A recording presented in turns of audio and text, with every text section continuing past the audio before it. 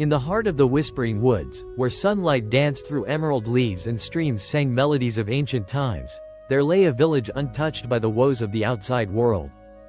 This village, known as Lyria, was a haven for tales and fables, where every child grew up hearing stories of heroes, enchanted forests, and creatures that lived just beyond the veil of the ordinary.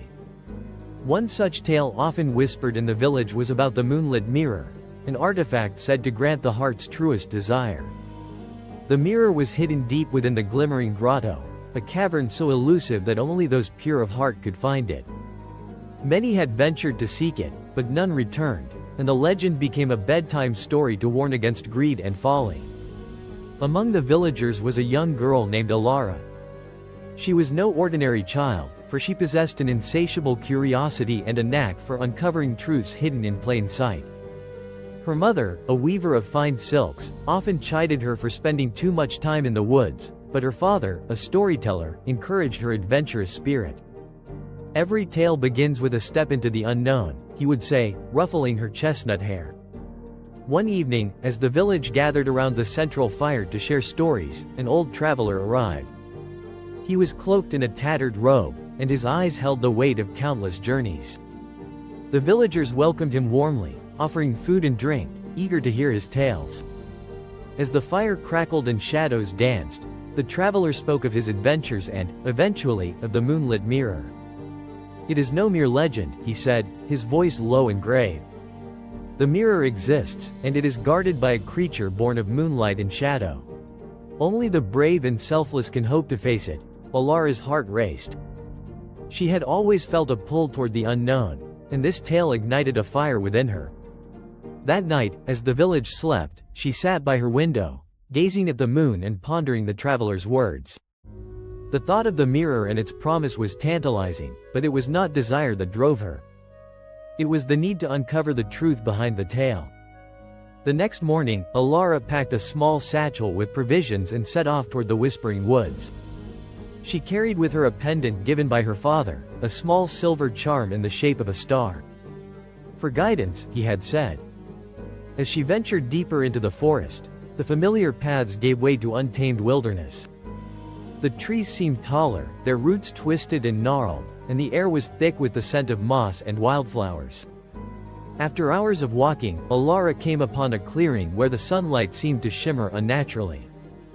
In the center stood an ancient oak, its bark etched with symbols she could not decipher. As she approached, a soft voice echoed through the air. "Why do you seek the glimmering grotto?" Startled, Alara looked around but saw no one.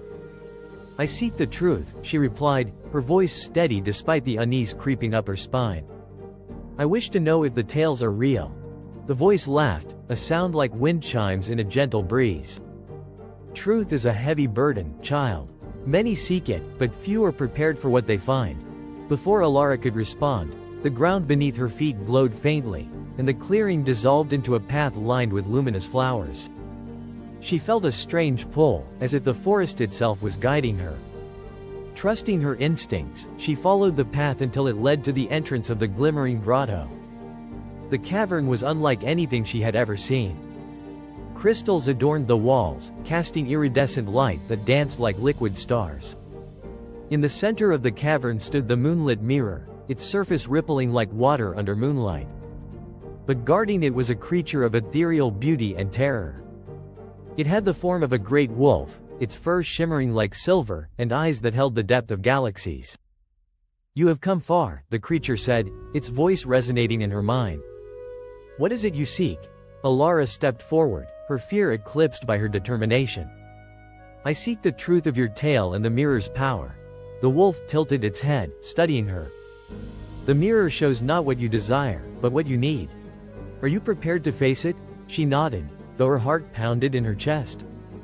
The wolf stepped aside, and Alara approached the mirror. As she gazed into its surface, the ripples stilled, and an image began to form.